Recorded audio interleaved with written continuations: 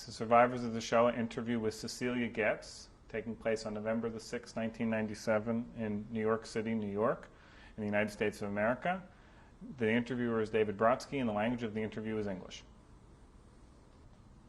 Hi, I'm David Brodsky, and today I'm interviewing Cecilia Getz on November the 6th, 1997 in New York City, New York. The interviewer is in English. Can you tell us your name? Cecilia Getz. And how do you spell that? G-O-E-T-Z. Did you ever have any other names? Yes, I've had other names. I was once known as Cecilia Posner. I've been known as Cecilia Spiegel. And what was the name at birth? Cecilia Getz. Do you ever have any nicknames? No, people generally shorten my name to Seal. Well, that's as close as I come to having a nickname. When were you born? When? 1917. What date? September 30th. Where? New York City. And how old are you today? 80 years old. I'd first like to start off talking about your family. What was your father's name? My father's name was Isidore Getz. He was an attorney. He came over to the United States when he was about 12 or 13. I was a graduate of City College, College of the City of New York. What type of a person was he? Very scholarly, very learned, very sympathetic, very generous, and a brilliant, brilliant lawyer. Did he involve you in his work? Well, reluctantly. He didn't think much of women as lawyers, or he said it was a very hard role for a woman. So when I told him I wanted to go to law school, he did his best to discourage me. But after I graduated, he made a place for me in his law firm, and he was always a big supporter of mine. What was your mother's name? My mother's name was Sarah Cohn. And did she work? Yes and no. When she was young, she worked in her parents' dairy store. But after she was married, she was a housewife, except for a brief period when she tried to run a bakery store. Otherwise, she was a homemaker. Did you have any siblings? Yes, I had a brother, Abraham Getz, who died some years ago. And when was he born? He was born in 1914. What did he do?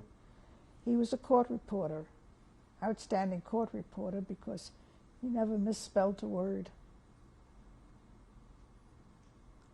So everyone was involved in the legal system. Yes, I guess you could say that. My father's brother was also a lawyer, well known in the New York legal community, Jacob Getz. Where did you go to school? I went to NYU.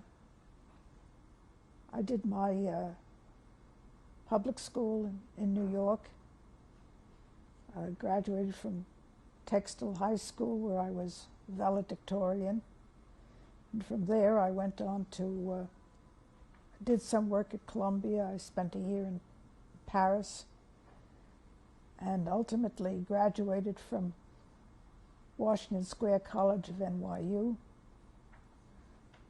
and went on to the law school, where I became editor-in-chief of the Law Review. Graduated from law school in 1940. I was salutatorian at graduation. Were there many women in your class? Our class was about 10% women, which was a very high percentage for those days. That was because NYU was one of the few schools at which women were welcome. Columbia also had women, but women were not accepted at Harvard. And Yale had an unofficial quota. I think there were 1 or 2 women in the Yale law classes contemporaneous with mine. But as I said, NYU had always been very welcoming, and has an outstanding roster of women graduates, law school graduates. How did fellow students treat you? Well, I guess women were, while we were 10% women, we were still a bit of an anomaly. The students, there was some reluctance to making a woman the editor-in-chief, but notions of fairness won out, and I was nominated by the outgoing board as editor-in-chief. The faculty were less enthusiastic, but unfortunately or fortunately, the woman who was second, the student who was second to me was also a woman, so they resigned themselves to the inevitable, and they had a woman editor-in-chief. When you were growing up, how were you raised religiously? Well, I had some exposure to Judaism and to religion, but our household was not a religious household, and I would say that I've retained very little in the way of religion. What did your parents tell you about the religion?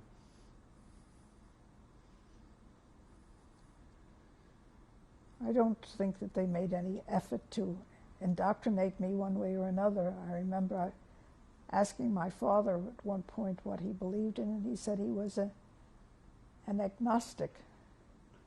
I asked him the difference between that and being an atheist. He said an agnostic doesn't know. An atheist says there is no God.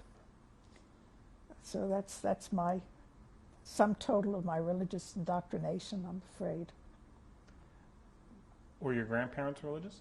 Yes, my grandparents were very religious. They were, my mother's parents were so orthodox that my grandmother, when she went traveling in upstate New York to arrange deliveries of milk to her dairy, carried her own pot so that she could keep strictly kosher while she was traveling. And my father's parents were equally orthodox and observant. What were their names? Well, my father's parents were David Getz. I think his wife's name was, I really can't recall anymore. My mother's parents were Cohen. What were their first names, if you recall? I have no recollection. If I ever knew, I know.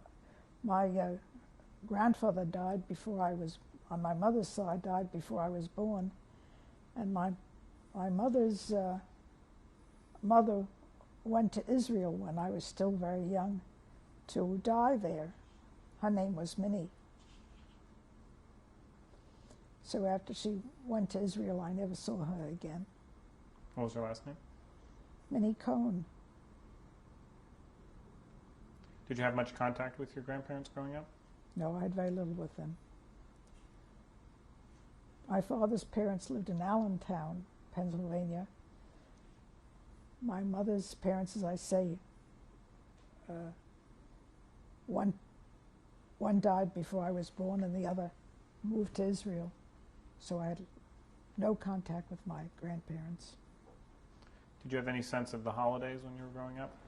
Oh yes, I went to a Hebrew school, the Jewish Center, and we observed, we celebrated the holidays, particularly Sukkot. We always built a sukkah, and I played with a dreidel. And it celebrated Purim, and I knew the story of Esther. So I was familiar with the the child's, what you might call the child's view of Judaism. Where were you living when you grew up? We lived in Manhattan. What was your street address? Oh, we lived at 383 Central Park West for years. Then we lived on 86th Street, 87th Street in Central Park West. Then we lived on 110th Street and Broadway. And then we moved to Brooklyn, to Borough Park, and lived there for many years while I was going to high school and college. And then after I graduated from law school, I went down to Washington and got my own apartment. Did you have many non-Jewish friends growing up? I don't think so.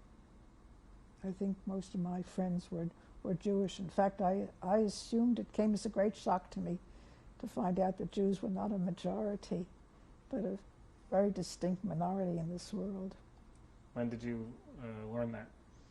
Oh, I was leafing through the Almanac, I recall, when I was 8 or 9, and discovered then that Jews were a total minority, and I imparted this news to my mother, and I was astonished when it turned out she knew it. Did you ever experience any anti-Semitism growing up? No, I grew up in a very distinctly Jewish neighborhood, and the few Christians there were a distinct minority, and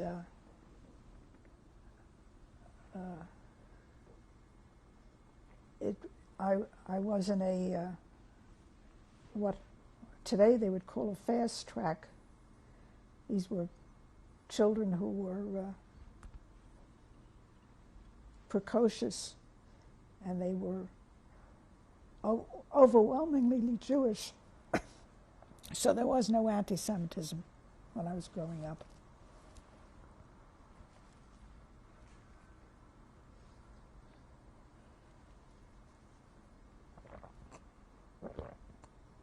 Did you ever travel when you were growing up, or before the war? Yes, as I said, I went to Paris while I was still of college age, and I spent a year at the Sorbonne there as an out student. That is, I just took French, and I think I was also took clothes design, not at the Sorbonne, but at another school in Paris. When was that you were in Paris? Oh, this was when I was 17.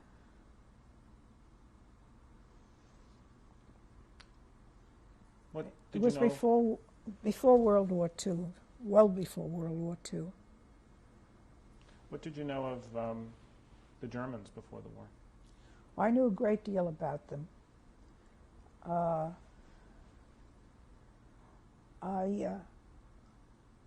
I read a great deal, and I recall when Hitler was defeated in 1932, I think, just before the German powers that be invited him to form a government. One of the magazines I read, The New Republic, had a banner headline, "Why Hitler Lost," or something of the character. And my father impressed on me how important that defeat of Hitler was, and I was certainly cognizant of it. And after that, I followed with a great deal of interest and concern the movement of Hitler and his armies into the Rhineland, and then into Austria, and then Munich. And I also followed very closely the various anti-Semitic measures pursued by the German government and the exclusion of Jews from the parks and the benches in the park and so on. And my father, who read German and followed the German papers, certainly kept me closely informed of what was going on, and I felt very keenly as though the anti-Semitic measures were taken against me. I identified totally with the Jews of Germany, and my father and his brother were both engaged in providing documentation to permit relatives to escape Germany right up to the beginning of World War II. Do you remember the names of any of them? Well, I believe they were all Jaspys. I think that was my grandmother's maiden name, Jaspy. And I think these were all her relatives. Some of whom subsequently attained some distinction in this country. I think one Rabbi Jaspy, but I no longer really remember keenly. This was which grandmother? This was my father's mother. Were you involved with any Jewish youth groups or any Jewish groups growing up? Oh, well, I was attached to our local synagogue, which had a young people's group, and I was part of that. What type of stuff would you do? Oh, I don't recall. I think we collected money for anti-fascism, for the sympathetic to the Spanish loyalists. It was a very political young folks group. What was the name of the synagogue? I no longer recall. Where was it located? It's located in Borough Park. So after you graduated law school, what was the employment potential for a female lawyer? Oh, it was if you were both female and Jewish, it was -10. I couldn't even get an interview. Those were the years of $5 a week jobs, and I had been editor, as I say, editor-in-chief of my law review. I had one of the highest averages at the law school. It was a question whether I was second or third in the graduating class, but it didn't make any difference. There were no interviews to be had.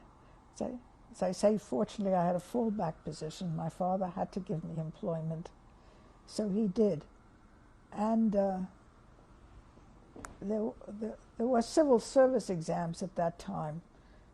I don't know how many people ever got employment from them, but I took a civil service exam and ended up on the civil service list. But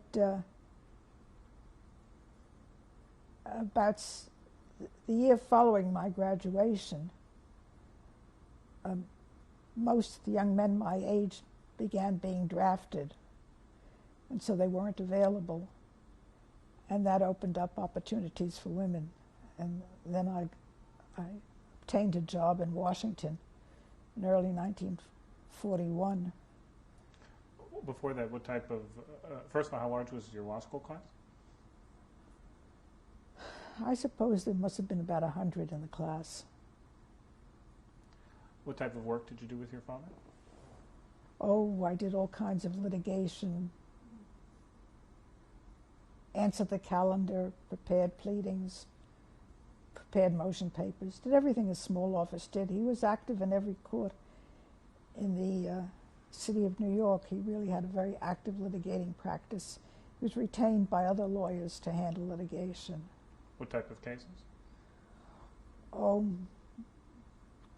lawyers handle negligence cases for the most part, landlord and tenant disputes. Criminal? He did almost no criminal work, and I never went to the criminal courts while I was working with him. Did you go to court much? Yes, but mostly for routine matters to handle motions. He permitted me to argue a case in the appellate division. It was probably a mistake. I didn't prepare properly, and I think that my father was one of the few employers for whom I ever worked poorly. Taking advantage, I'm afraid, of the family situation. What was your attitude towards being in court in general? Well, I was relatively uncomfortable because I have a soft-spoken voice, and I still remember all the judges bellowing at me, "Miss Getz, speak up, we can't hear you, we can't hear you." Well, the same thing happened when I in turn became a judge, but they didn't dare yell at me. Attorneys, they would say very respectfully, "Perhaps you should get closer to the mic," or something like that. What type of job did you take? In the Washington? government in Washington, my first job was with the Bituminous Coal Division, which was part of the Department of Interior. And my job was writing draft opinions for the hearing examiners who were hearing various cases, trying to get adjustments in the minimum prices for bituminous coal. That was the function of the Bituminous Coal Division, to set minimum prices.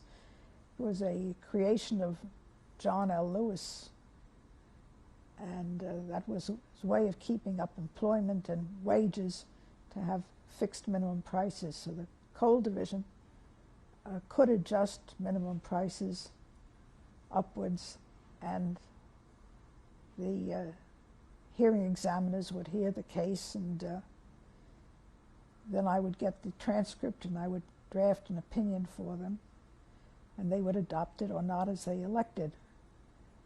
In those days, there wasn't a separation that subsequently developed in the hearing examiners within administrative agencies.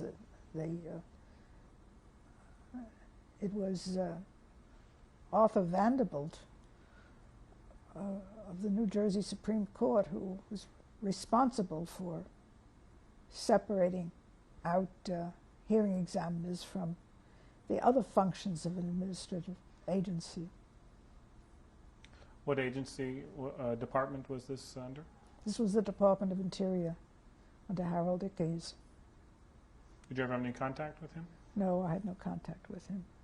There was several layers of responsibility between him and me. And how long did you work at that job? I was there better than a year and a half, I think. And then I went over to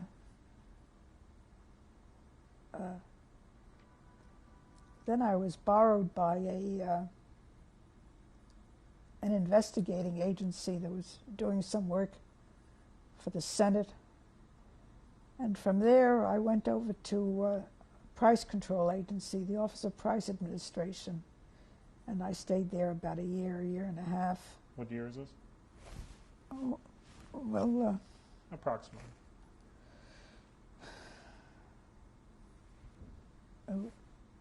May I consult some records I have here? But how long? Just approximately. It's not. I was there I was there about a year and a half, and then I went over to the Department of Justice, to the Civil Division. And when did you start at Justice?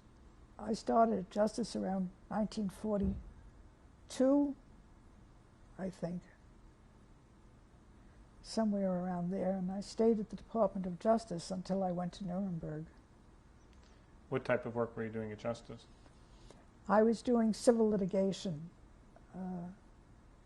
preparing cases, collecting facts, preparing complaints, reviewing pleadings, assisting the United States attorneys who really handled the litigation. I assisted them in assembling materials and so on. Also argued, seems to me, I argued some cases. What type of cases?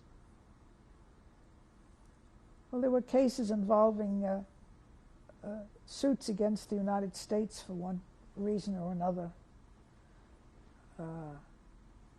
Tort cases. Don't recall much about them at this Did you have any specialty? No, I did whatever anybody asked me to do. Did you get into court much?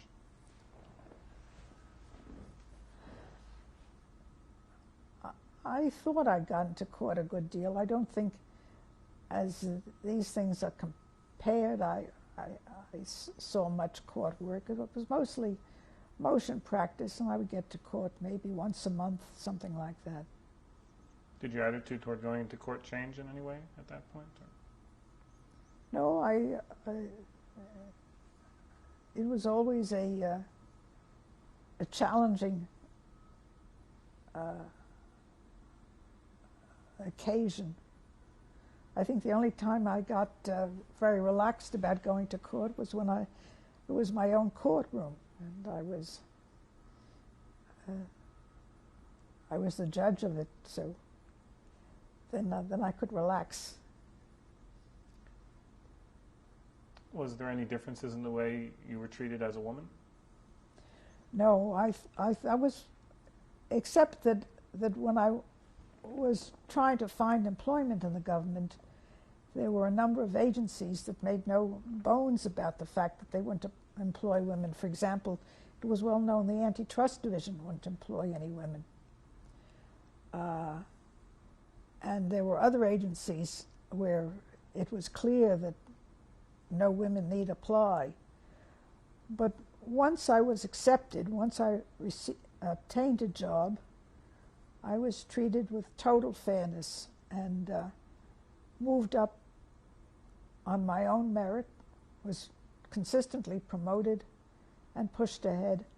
And since then I've advised women that the federal government is a great place for them to work.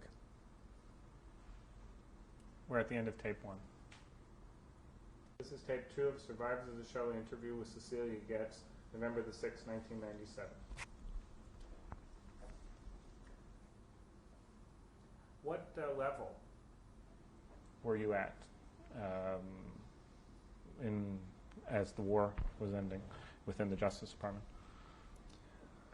Well, I wasn't a supervisor. There were no supervisors. There were no women supervisors, but I was at a relatively high level. I was immediately below the supervisory level within the claims division. It means I was given significant cases to brief and to argue and to prepare. What were you hearing during the war about what was happening in Europe? Well, it's very hard to throw oneself back in time. As I say, I was always aware of the mistreatment of Jews in Nazi Germany, and I kept up with the current literature, and it seems to me in retrospect that I was certainly aware that Jews were being murdered in large numbers, and that there were concentration camps where this was carried out. I don't know I knew the details of it, but it seems to me that when the newsreels were shown of American troops entering the concentration camps, that while the horrors were very, how can I put it, dramatic, the story that they told was not new to me.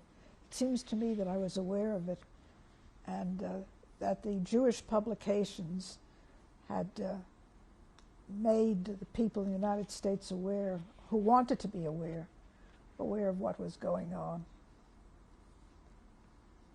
And I think there was a lot of guilt in the United States among Jews because we weren't able to do more to help our compatriots. Were you involved in any efforts during the war? Oh, I was active in some political organizations, but not very active. Which ones?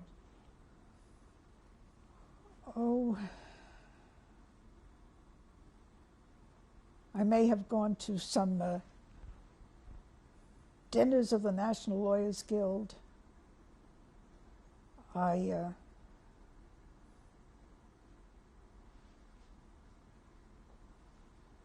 no longer recall any details.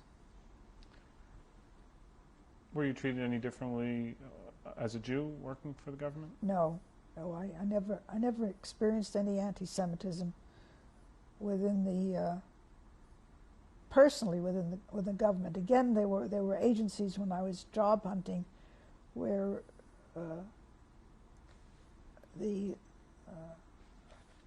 it was indicated that they were unlikely to be hiring any Jews, perhaps sometimes because they already had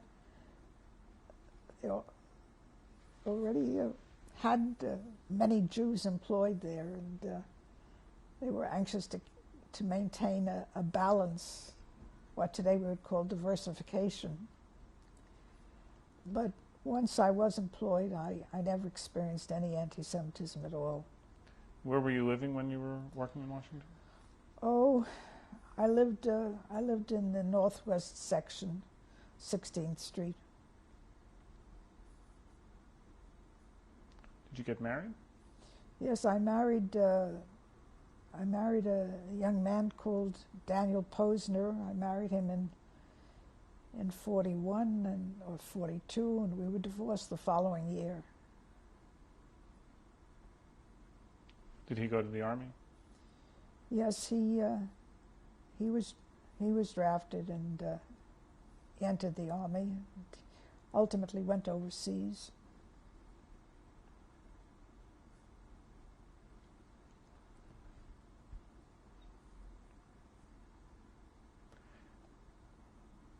After the war, did you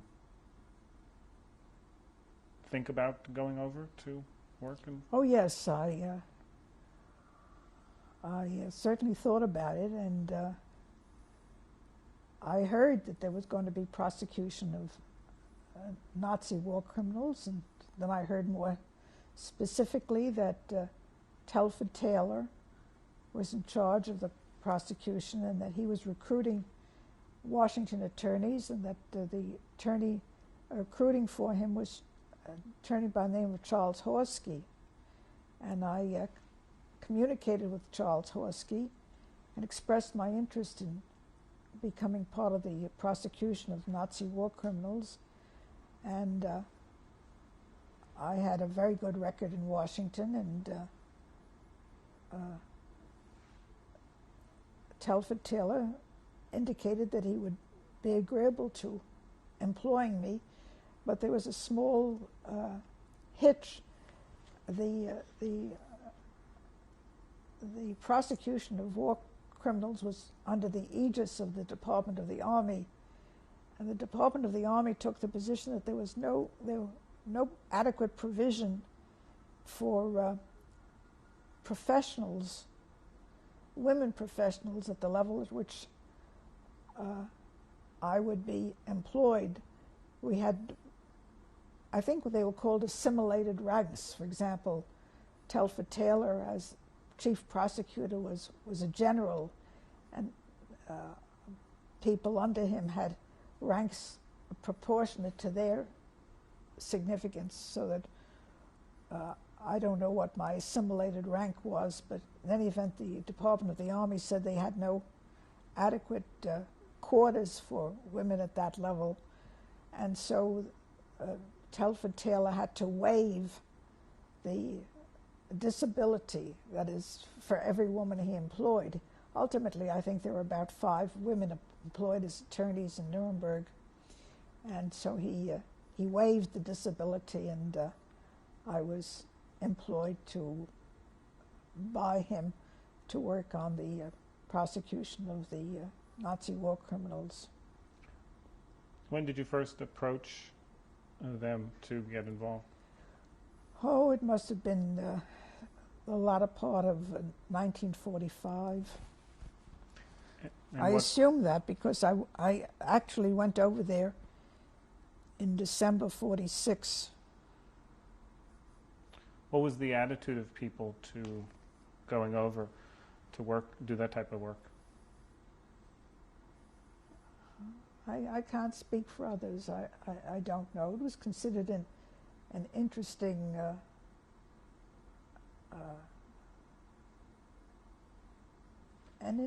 job. I don't know that anybody else wanted to do the same thing. I didn't speak to anybody else. It was just my own idea. Did you know anybody else going over to do that? No, I did not. Did you know any of the women? No, I did not.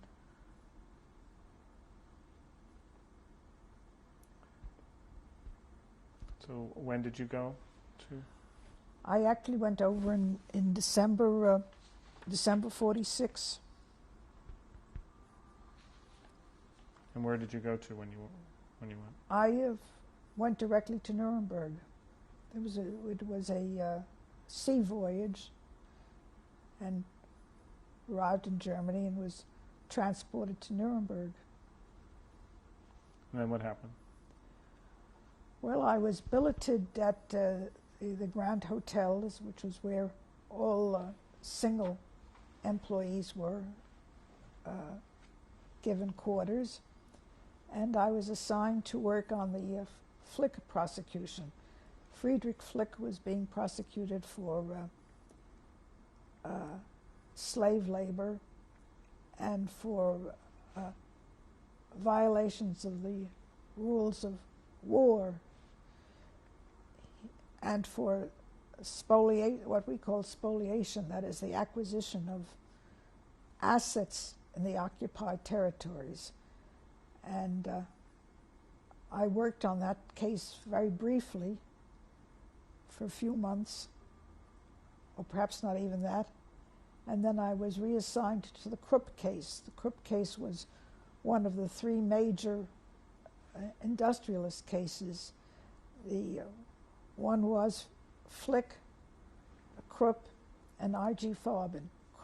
Krupp and Farben were the 2 big cases because both Krupp and Farben had engaged in slave labor on a vast scale. Both of them had established satellite plants at Auschwitz, where they employed concentration camp labor in great number, and where the reason for establishing the satellite plants was to make use of this slave labor. But both Krupp and Farben were also indicted for what was called aggressive war, that is the waging of aggressive war. And in the large trial which had preceded what was subsequent proceedings, and that's what I was involved in. I was involved in what we called subsequent proceedings because they were subsequent to the major trial of Goering and other major war criminals. What did you call that trial?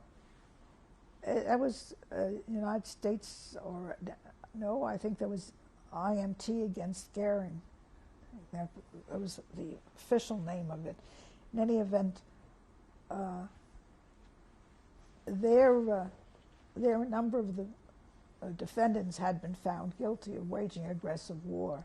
That is, the IMT had declared that the war that Hitler had engaged in against Poland and Belgium and so on, these were aggressive wars. And so various of the defendants had been found to be co-conspirators with Hitler and participating in the waging of aggressive war. And in subsequent proceedings, the industrialists, too, Farben and Krupp, were indicted, but not Flick, for waging aggressive war. And so were some of the other defendants in some of the other cases. However, as it developed, or probably as was already known, the International Military Tribunal had insisted on such strict proof regarding knowledge, exact knowledge of Hitler's plans, and participation with knowledge, that it was extremely difficult to find anyone guilty of aggressive war except the few defendants who were named in the Goering case itself. I understand that one or two of the other defendants were found guilty of waging aggressive war, but in my case, that is in the Krupp case, and the same thing in the Farben case, the indictments were dismissed. In the Krupp case, it was dismissed after completion of the prosecution's case, after we had put in our case and whatever we had, and it filed very elaborate briefs to show that Krupp had prepared for aggressive war. We relied very heavily on the rearmament that Krupp had engaged in right after World War I, building up German armaments in violation of the Versailles Treaty, and doing so with the conscious desire to equip Germany for waging war again. As I say, we put in our proof and our documents, and then the defense, headed up by a very brilliant German lawyer by the name of Kranzbühler, moved to dismiss on the theory that, assuming everything we said was true, it was not a prima facie case. And I wrote a very extensive brief to the other side, and the court, we had a very excellent court, was apparently very troubled by it. They paid my brief a compliment. They said it was a truly outstanding brief, but they said that they were persuaded that there was only one conspiracy. I had argued that Krupp, on his own, had in a sense had the same goal as Hitler, and that Krupp and Hitler had coalesced their objectives, and what Krupp did was reinforce the Nazis' plan.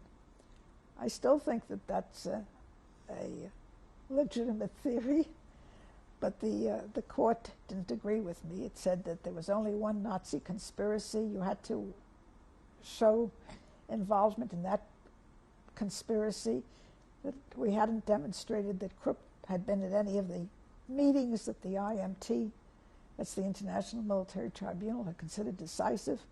And so they dismissed the aggressive war count. When they dismissed the aggressive war count, I began work on the slave labor count, which from a legal point of view was much easier because the evidence was so overwhelming. The Krupp had used so much slave labor. I mean, there wasn't one area of slave labor available to the Germans. Prisoners of war, residents of the occupied countries, concentration camp labor. There wasn't one area that Krupp hadn't exploited to the utmost with great enthusiasm. And the evidence was so compelling that the strongest evidence came in when the defense put in their document books. That's the way evidence was presented for the most part in Nuremberg. We had live witnesses who were examined before the court, but we also relied very heavily on captured documents, which were translated, and so it was one of the way this was done is you would select a document for inclusion in the document book. The document would then be translated. Document books would then be assembled of the original documents and of the translations, and all the translations would then be made available to the other side. So when the Germans' Defense Council assembled their document books, they assembled them in German, of course, but then they were translated in turn, and I was given the English translations in a coherent whole, coherent volume. And some of the most damning evidence of the case was in the German defense document books, which for the first time, since I don't speak German and don't really read German either, first time I had total access to documents that I could thoroughly understand and could assemble and could comprehend. And then the story was just overwhelming.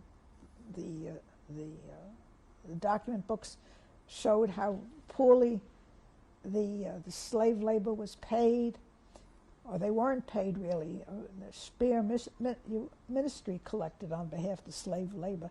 But the document books established beyond, as we say, beyond peradventure, the abuse, the consistent abuse for periods of years in the Krupp works of slave labor, so that my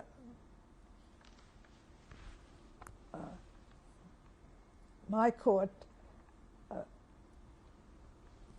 found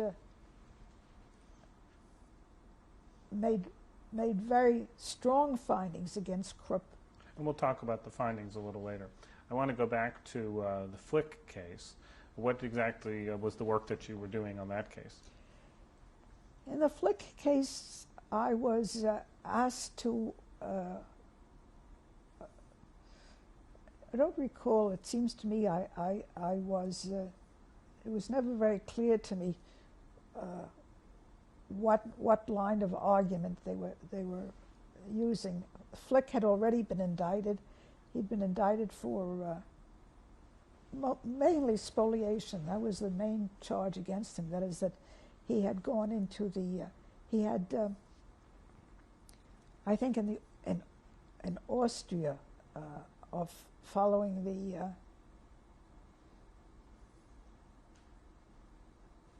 he had forced a Jewish concern to sell out to him at a bargain price, and I think I started working on that, but I think I didn't think that the line of inquiry was clear, and it was probably at my own request that I got transferred to the Krupp case. What work would you do typically in the Flick case? I would read the. We used to get what we called SEAs. I've forgotten exactly what those letters stand for. The research analysts. We had there was this tremendous cache of documents that had been captured from the Germans, which were kept at a central.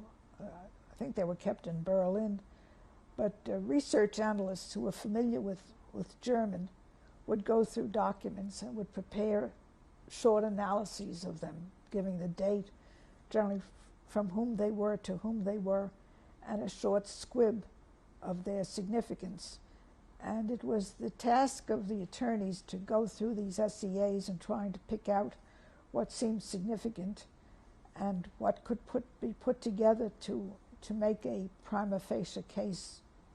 And I think that that's what I was doing. I was reviewing some of these SCAs in the Flick case. But I didn't get very far because I didn't stay on that case very long. How many attorneys were working on the Flick case?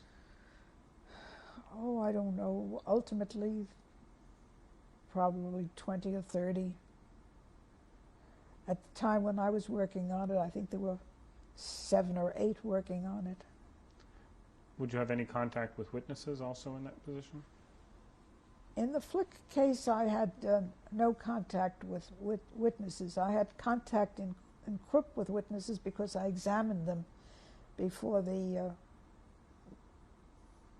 We had 2 commissioners working in the Krupp case who were taking what we call live evidence. That is, evidence is distinct from document books. And we would call them as witnesses and examine them. So I examined a great many witnesses in the Krupp case, but I didn't examine any witnesses in the Flick case.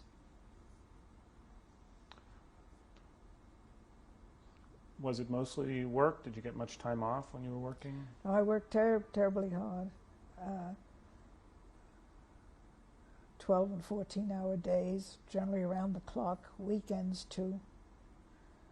But there were periods of time where we would get a weekend off, and then we would all run away from Germany, generally go to Switzerland or Italy. When did you start working on the Krupp case? I started working on the Krupp case within probably 2 months after I arrived, probably began working on it early in 47. What stage were the proceedings at that point? Well, the indictment had been handed down, but other than that, everything still had to be done. All the evidence had to be assembled, and the case prepared for trial. Who were you working with? Both on Flick and Krupp.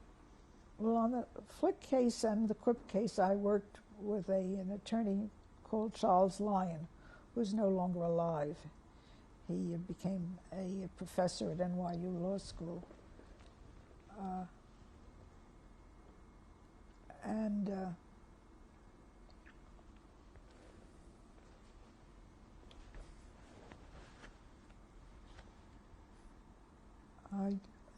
I worked with an attorney by the name of Joseph Stone, I think, on the Flick case, who's also no longer alive.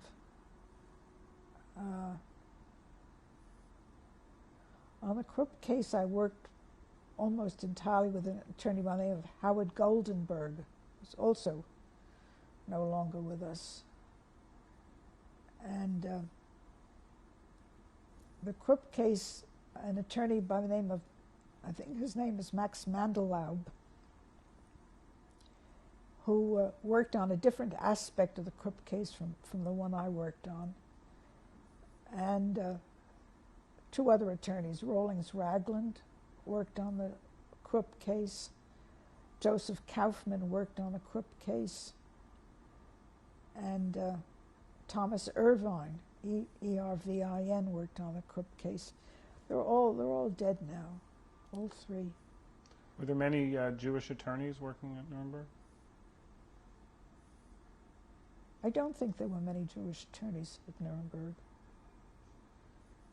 I think there was a distinct percentage of them, but I don't think that,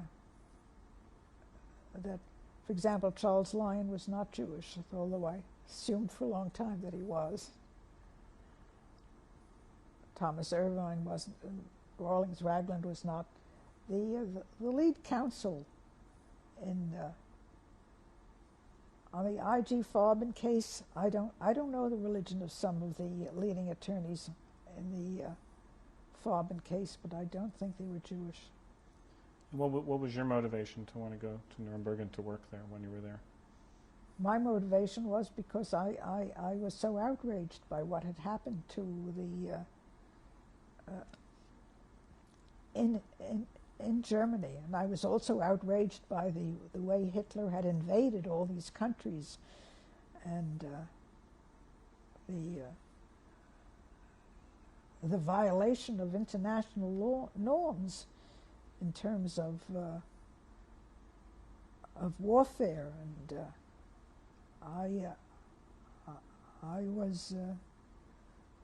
I felt that this was the decent thing to do, to try and punish those responsible, and I wanted to participate in bringing them to justice if I could. As a Jew? Well, as a Jew, but also as a human being. I've always my convictions have always sort of transcended religion. I don't look upon myself as I'm a Jew, but first of all, I try to be a decent human being and live by ethical obligations, and that's why I wanted to go. Did your religion ever come up when you were there? No, I can't recall anybody ever raising it, except that I have become aware that once the trials were over, Otto Kranzbühler, whom I said was an outstanding attorney and who was the defense counsel, and a brilliant defense counsel, has repeatedly, as I've read, blamed the trials on the desire of Jews for vengeance, so that he has, this is what I've read, I have no idea whether it's accurate or not, very much hearsay. Did you ever get any sense of that from him? No, I had no contact with him. I didn't speak the language, and I had no desire to have any contact with the German attorneys. I respected him, but no, I never got any sense from anybody there that I was at a disadvantage because of my religion, or was thought less of because of it. We're at the end of tape 2. This is Survivors of the Shoah, tape 3 of Cecilia Getz, November 6, 1997. Did you feel that you were treated any differently because you were a woman? Well, I think being a woman was a disadvantage, which it always is.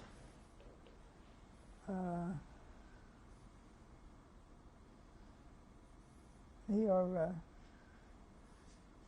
a target. You're a target for unwelcome advances. In what sense? Oh, hard to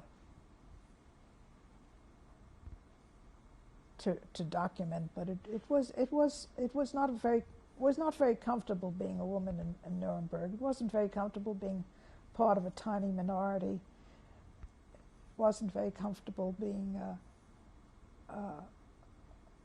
part of a minority that was ostracized, or deliberately ostracized from the rest of the community. We weren't supposed to have any contact with Germans. There was no fraternization policy. Germans weren't permitted to, or Germans or displaced persons weren't supposed to come to our movies. They didn't come to the Grand Hotel. So we lived a sort of colonial life in Germany. We were part of a segregated minority, particularly in the Grand Hotel. And so I was part of a minority of a minority. It was a very unpleasant 2 years. Nuremberg itself was in shambles. Restaurants, if there were restaurants, I didn't go to them. They weren't operating. It was a very confined life. So I really had nothing much else to do but work. fortunately, the work was itself very fascinating and very consuming, so I wasn't at a loss to keep myself occupied. Did Germans treat you any differently when you would encounter them? I encountered no Germans except those that worked for me. I had a German staff of secretaries and typists who were extremely hardworking. It reminded me, or later on when I saw the movie called The Bridge of St. Louis Ray, that the Germans seemed willing to work. They seemed totally indifferent to the fact that what I was doing was trying to bring to justice other Germans. That didn't seem to affect their work habits at all. They had very strong work ethic. They worked very hard. They were very conscientious. But I had no. I didn't communicate with them in any way. I didn't even know how they lived. I mean, I never did find out where they were billeted and what food they received and so on. Remember any of the names of the people? No, not at all. Would you ever discuss amongst the prosecutors or amongst them the validity of what you were doing or the directions you were going in the cases? Well, of course, I talked to the people who I was immediately working with, like Howard Goldenberg and Joseph Stone, Walter Rockler.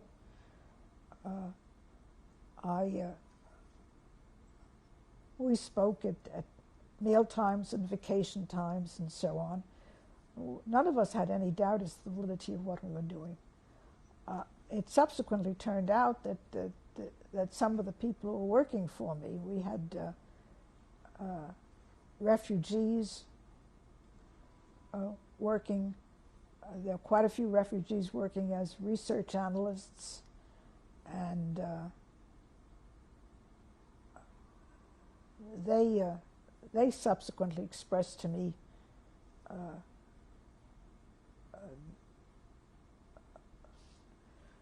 criticism of my approach. I think it was predicated upon perhaps their familiarity with the continental point of view, where the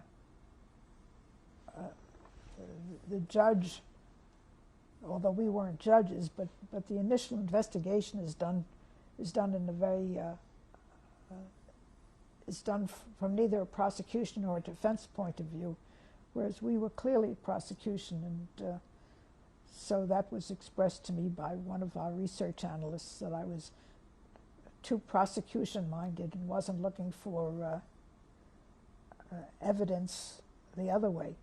But tell you the truth, there was no evidence the other way. As far as Krupp was concerned, the evidence all went one way. Was there any difficulty finding witnesses for various things in the trial? Well, yes and no. The Krupp staff was practically intact.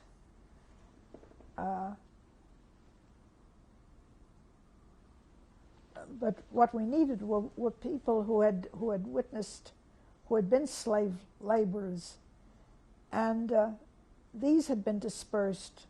One of the things that was done, not only in Krupp but in the other plants, was when it looked like the Americans were approached and these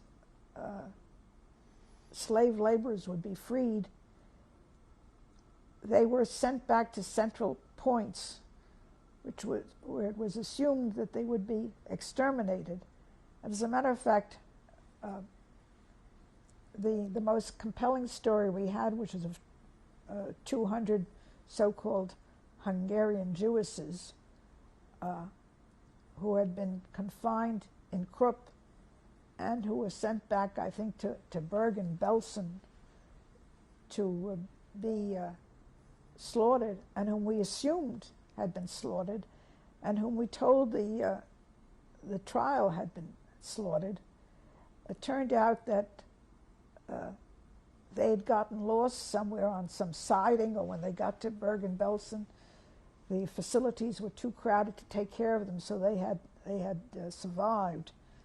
Again, I've read that Kranzbühler has been very critical of the prosecution for saying that they were killed when it turns out that they survived. In any event, 4 or 5 of them had managed to escape before they were sent to the central point. And they were located by an outstanding lawyer by the name of Sam Harris, who had put together a case against Krupp for the IMT. At one point, it was expected that Gustav Krupp would be named as a defendant by the International Military Tribunal.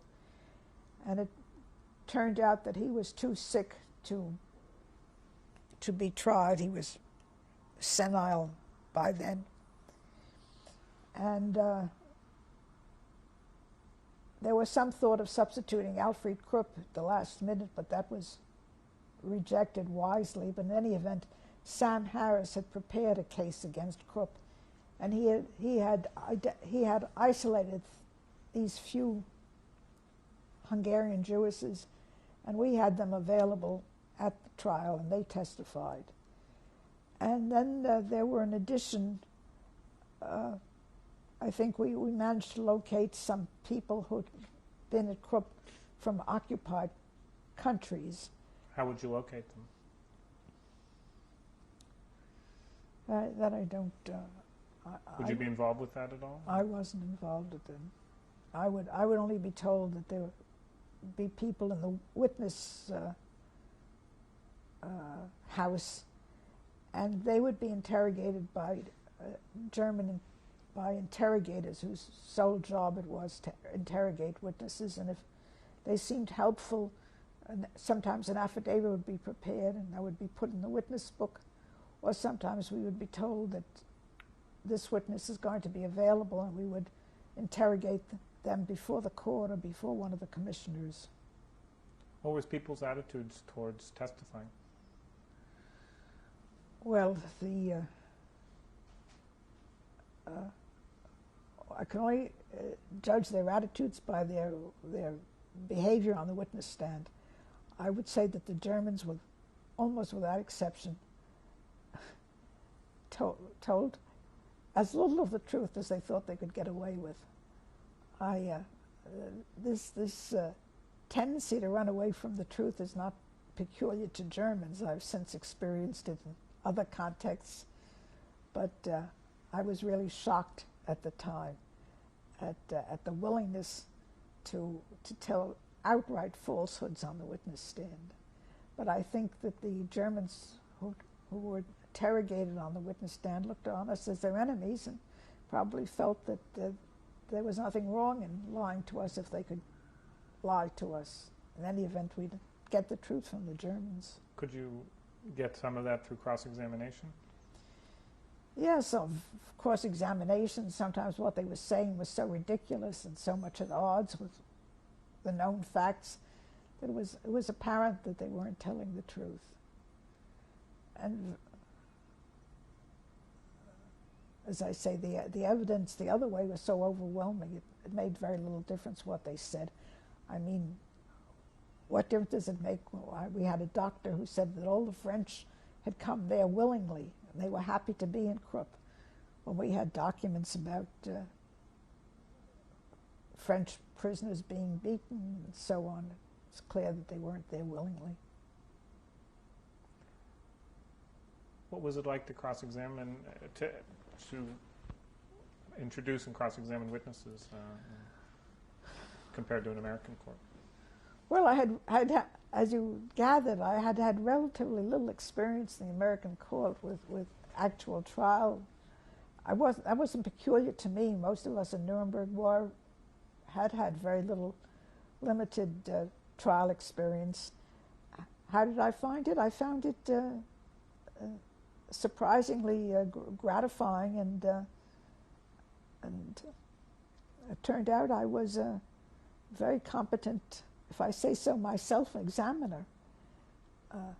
I seem to have this facility for asking questions, which is good in an examiner, and for listening, which is also a good trait. So I found no problem with examining these people before the court. I was very pleased with what I did, to tell you the truth. Would the witnesses respond to you differently because you were a woman? No, I don't think. At least I don't think so. I had no. In fact, I didn't realize what a freak, in a sense, I was, until some English reporters arranged to take a picture of me and to interview me, and this became a front page story in the New York papers, the New York Sun, and wasn't front page story in the New York Times, but it was an interior page in the New York Times, and it was shown on TV throughout Germany. It was shown in the United States, all because I was a woman attorney, a young woman attorney at Nuremberg. So you can see I was much more an anomaly than I thought I was. Did you get any response to that?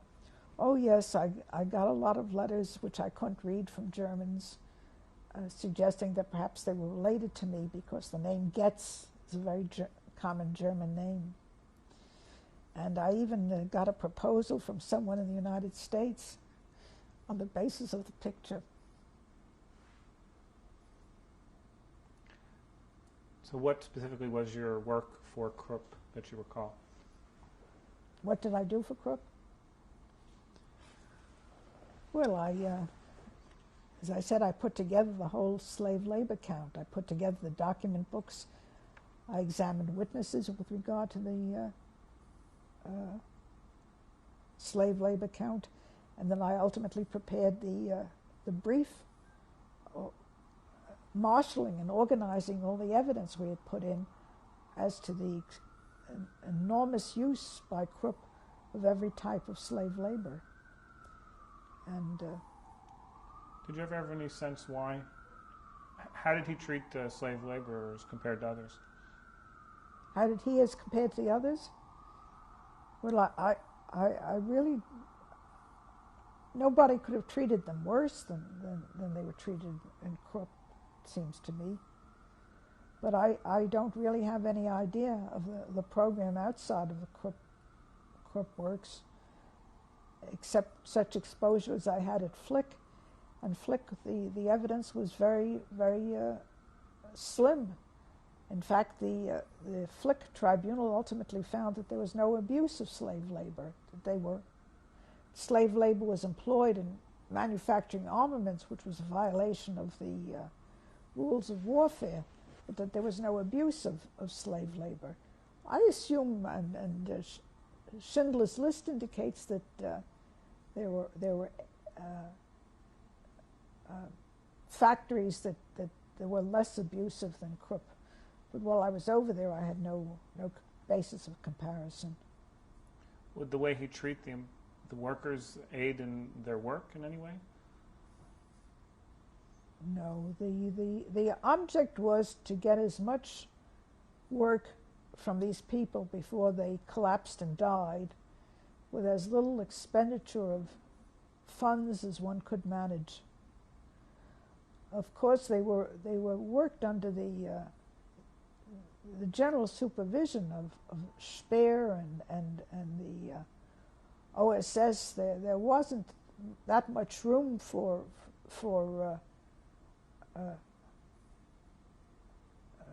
personal change and so on, but there was no evidence that Krupp ever tried to soften the restrictions or ameliorate the regime or do anything to make life easier for the poor people that found themselves in the Krupp plant.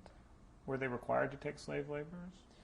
No, their defense was that they were required to take slave labor. Their defense was that they were required to produce armaments. In order to produce armaments, they had to use what labor was available, that the only labor that was available was slave labor, and that if they hadn't taken slave labor, they would have been subject to sanctions. There was never slightest bit of evidence that anybody ever applied force. There was a great deal of evidence that in order to get slave labor, you had to file requisitions, you had to meet all kinds of requirements. Nobody was forced to take slave labor. The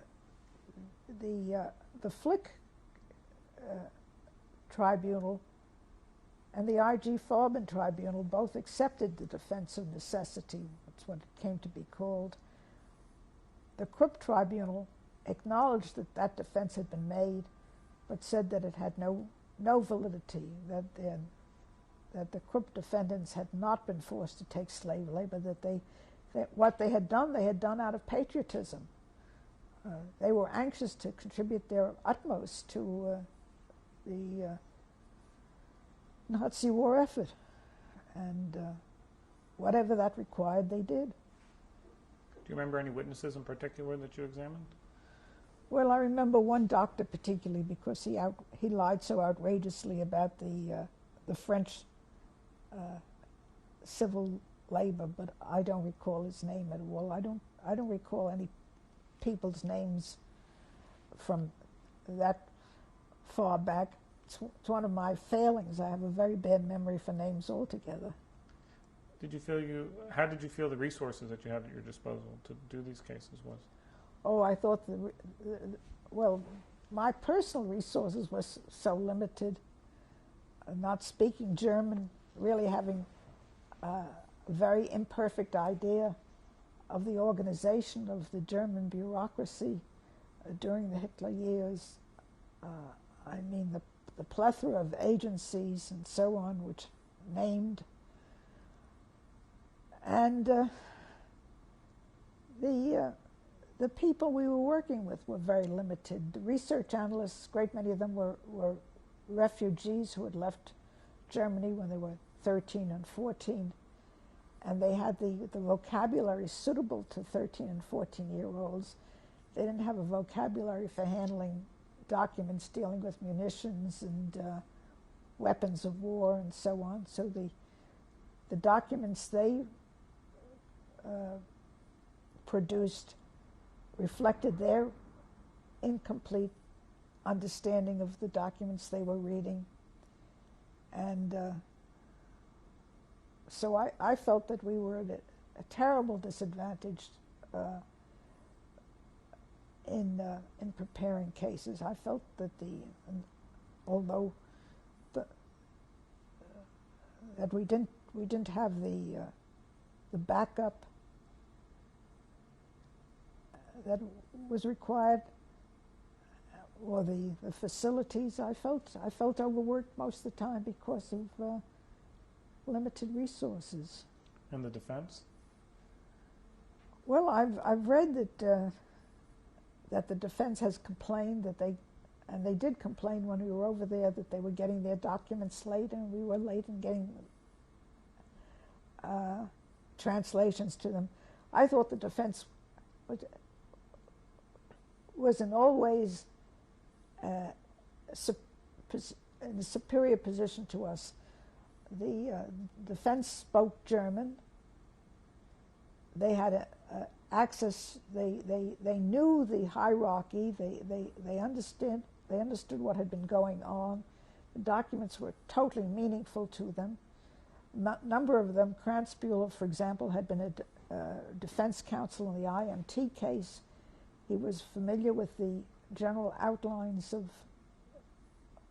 of the war crimes being charged.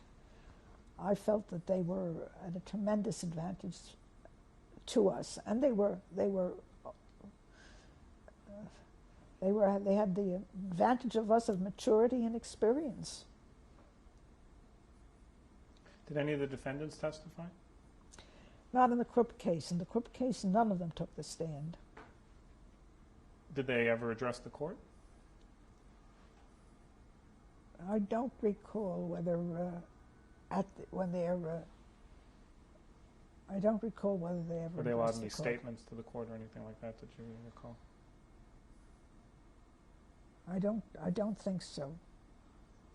When did the trial take place? What period of time? Well, over the 2-year period, beginning in Well, the trial itself. the trial itself. I don't know, the exact dates are in the Approximately how long did the trial last for, I guess? better than a year. I think the trial lasted about 14, 15 months. You were involved the entire... I was involved the entire time, yes. And then after the trial, how long? What were you doing after the trial? Did you have a verdict immediately, or? Yes, I think after we submitted our briefs, we got a decision came down within a month or two, something like that. I've forgotten. It was tremendous expenditure of time on these matters. I mean, when you consider what came out on the burdens, benefits, I don't think the trials were successful. At least subsequent proceedings weren't. As soon as the trials were concluded and we had the verdicts. Were you in court when the verdicts were read? Yes. Do you remember that? I have no present recollection of it. Of how any of the defendants reacted, or? No.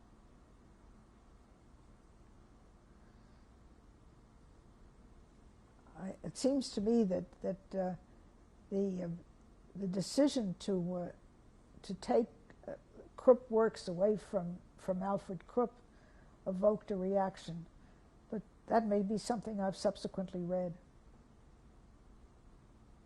Were you surprised by that? I was surprised by the decision to take the Krupp away from Alfred. I don't think we expected that we would get that. Was that something you asked for? I think we must have. Again, I don't. I'd have to go back over the record. And then what happened after the verdict? Your work? Well, after the verdict, I came back to the United States, but an appeal was taken to Clay, which Clay affirmed everything that had taken place. What was his full name? What was his position?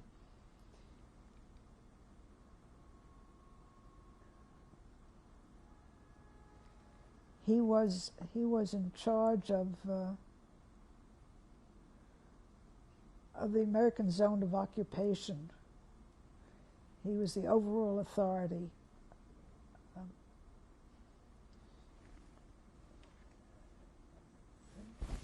And then, and what was that decision? His decision? He affirmed what had taken place, but then but then a second appeal was taken under exactly what authority I don't know, to John J. McCloy. And who was he? I don't recall his title either. What was his function? Well, if I recalled his name, I would recall his function. Was he similar to Clay? I think, in some ways, yes. Although he didn't exactly replace Clay. He was, I think, he was American High Commissioner, and he reviewed the. It was a unilateral appeal. When I say it's a unilateral appeal, it was an appeal taken by the German side. There was no representation by the prosecution. We weren't asked to comment. And did you know about the appeal? Yes, I think we knew about it. Benjamin Ferencz, who had played a very key role in the and had been in the prosecution and had been the direct assistant to Telford Taylor, was over there and made himself available to McCloy, but McCloy didn't see him. And there's a statement in some treatise that the the boxes of documents containing the evidence were never opened, and McCloy changed everything. McCloy gave the Krupp works back to Alfred Krupp.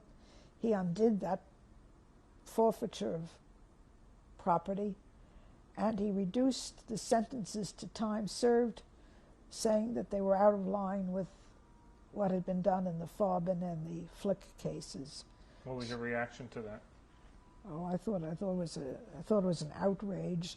Joseph Kaufman, who had been chief counsel on the Krupp case, wrote a letter to the Times, and I think he wrote a letter to McCloy, protesting about what had been done.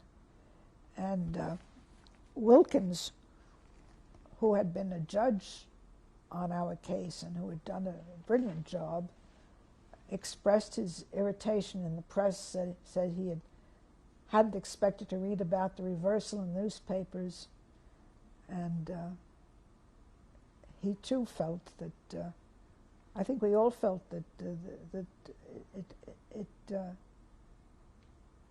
it reduced our work to zero. It wiped it out completely, and it reinforced the views of the Germans who'd always looked upon the trials as the victors as against the vanquished, as being an effort by a few Jewish lawyers to get revenge, and it really was a terrible blow to what we had done and to the principles for which Nuremberg had stood. We're at the end of tape 3. Tape 4 of Survivors of the Shoah, an interview with Cecilia Getz, November 6, 1997. So when did you finish working on the Nuremberg cases? August of 48, about then. Had you come back to the United States during the time you were abroad? No. I stayed in Nuremberg the entire time except for these little trips to foreign parts. What was your parents' reaction and friends' reaction to you going?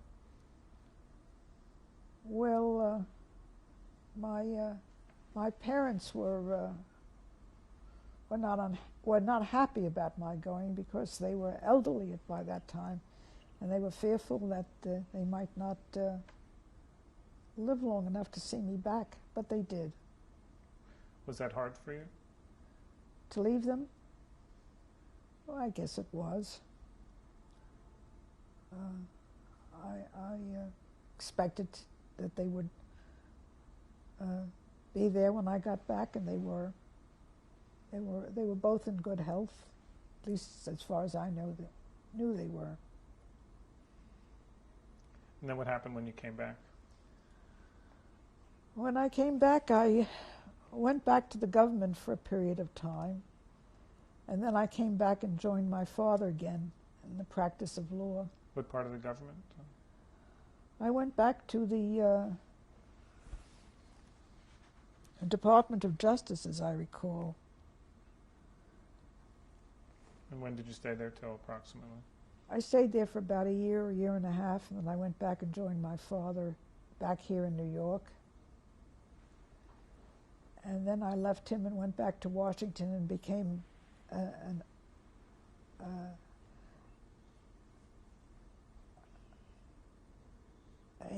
attorney in the Office of Price Stabilization, another price control agency. And how long did you stay there? When did you stay there till? I stayed there for about a year and a half, and then I went back to the Department of Justice, the tax division. Then I left the tax division after about a year and came up to New York, where I've been ever since, and with one firm or another. Did you get married? I married for a second time in 1953. To whom? A manufacturer by the name of Jack Spiegel. And is he still alive? No, he's dead. When did he pass away? He died in 1963. No, I'm keep in 1993. Did you ever have any children? Yes, I have two sons, Matthew and Robert. And where are they? Well, Matthew is a professor at Berkeley in California, and Robert is a computer programmer in Florida. And then you worked in private practice when you came back to New York? Yes, I worked in private practice until 1953 when I ascended the bench. I became a bankruptcy judge. What year did you become a judge?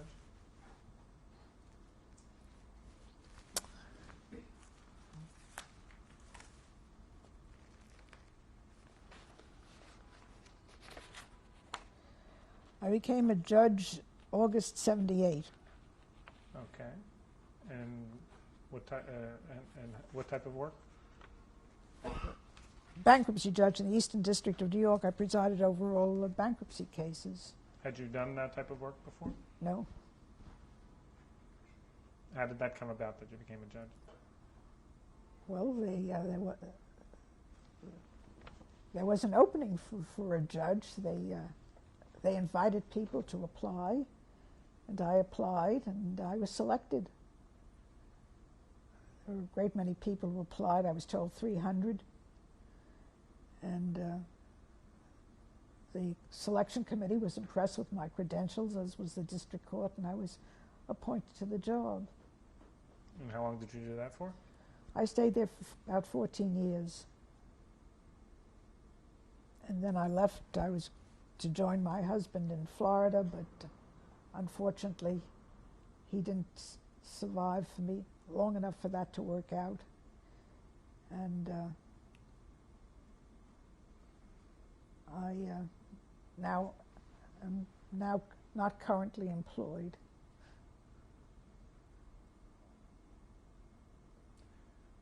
What was it like being a judge?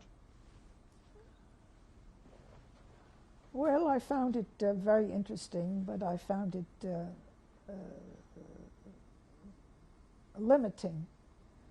I hated to sit there and see an injustice perpetrated. That is, I hated to see good lawyers make monkeys out of poor lawyers when they had the wrong side of the case. And so I tended to be an activist judge and to interject myself and to ask questions and to try and see to it that the right side triumphed. Did you have many written opinions? Oh, probably more written opinions than any judge on the bench. 3 books of them. Were you reversed? Yes, I was reversed. Not too often, but I was reversed. What does that feel like? Oh, it's for me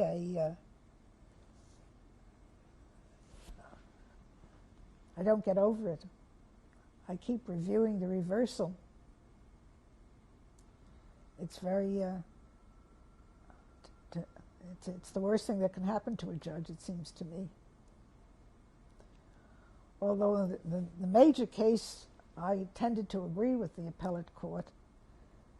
What had happened is I hadn't thoroughly considered all the possible ramifications, and I had assumed that a sale would take place that in fact fell through. On the basis of the fact that the sale was going to take place, I sustained the particular agreement, and when the sale fell through, the agreement was no good. It was obvious it was no good, and had I realized that there was a possibility, which I should have, the sale wouldn't have gone through, I would have written it differently.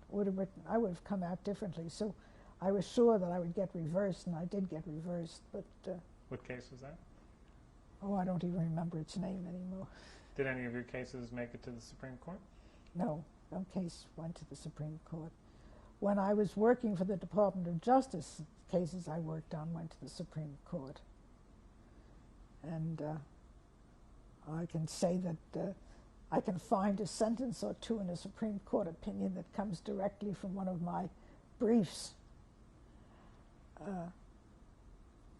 And I'm told that some of the cases I decided, decisions I wrote, have become well known, that they're repeatedly cited, particularly a case called Sapolin, S-A-P-O-L-I-N.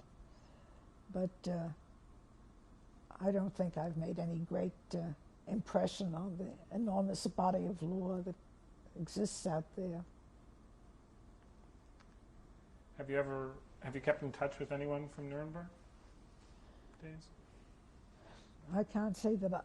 I occasionally see an attorney by the name of Walter Rockler, who worked on, I think he worked on he was also involved in subsequent proceedings, and so I've seen him from time to time, about once every 10 years. Did you think of staying to work on any other cases after Krupp?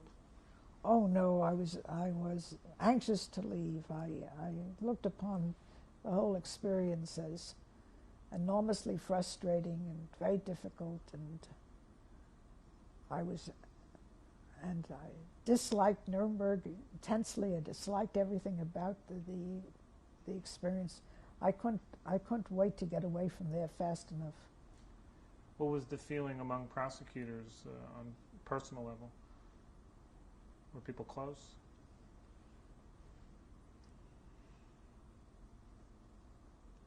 Well, there were some marriages there, so I suppose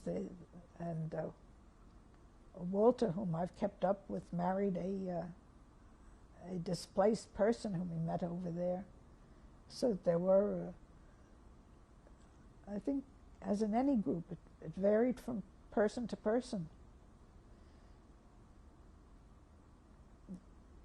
Did people note that you'd been in Nuremberg throughout your career, or? Yes, it's become my claim to fame. It strikes me as sort of ironic that a lifetime filled with what I considered significant achievement and very hard work has somehow gotten boiled down to the fact that I was editor-in-chief of the NYU Law Review, and I was in Nuremberg, all of which occurred before I was 35, represent a very small fraction of my life. But with the passage of time, it's assumed greater and greater importance. How do you feel about that now? Oh, what can I say? I mean, I can't go back and do it all over again. Have there been any reunions of the people that worked? Yes, there have been the 3 reunions of the Nuremberg people. They're each taking place in Washington. I think there was one 30 years out, approximately, and then there was one 35 and one 40. It's like a bad masquerade. There are all these people you remember as beautiful young people, and there they are. Their hair is gone, and their teeth are poor, and they walk with canes, and somehow they've all aged in this what seems like a grotesque way, but I can't complain. I've aged as much as they. Do you have an overall sense of how the trial was done compared to an American trial? Would it be comparable? From our point of view, was it more of a European? I don't think it's exactly comparable. I think it's probably came closer to being an American trial than being a European trial, because the judges acted as more closely to referees. That is, they permitted each side to put in their evidence. They didn't personally investigate, as I understand they do in the continental way, and there was examination and cross-examination. I think it was, all things considered, an American trial in the best sense of the word. There's no question in my mind that the defendants got due process. They were given every opportunity to disprove the cases against them, and the fact that several were acquitted shows that they made full use of it. Their counsel was given every cooperation, whatever Otto Kranzbühler says currently. They were provided with quarters and with documents and so on. I think it was an effort that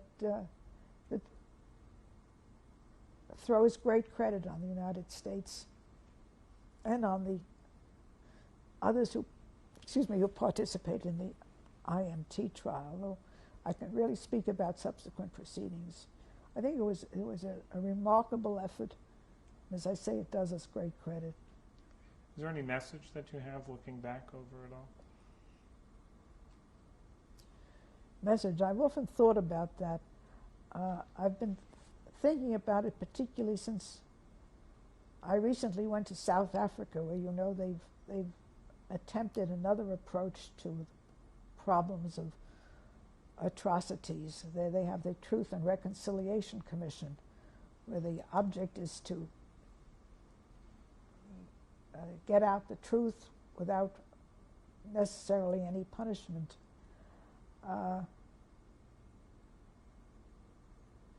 I don't know. I think we did a remarkable job of getting out the truth. I don't think anybody can read this record.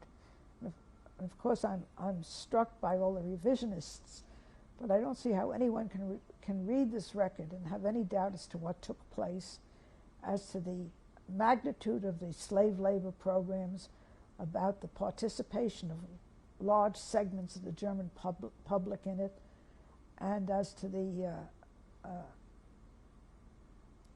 abuse of hundreds of thousands and millions of helpless people. I think a remarkable record was made that will stand the test of time, and that was a great thing. And I think that perhaps it's less important that no specific punishment followed, because it would have been impossible to adequately punish all those that participated in it without, I think, turning all of Germany into a concentration camp, which I don't think anyone wanted or would have tolerated. So I suspect that when it's all added up, it's really a very remarkable chapter in the history of Europe. Thank you.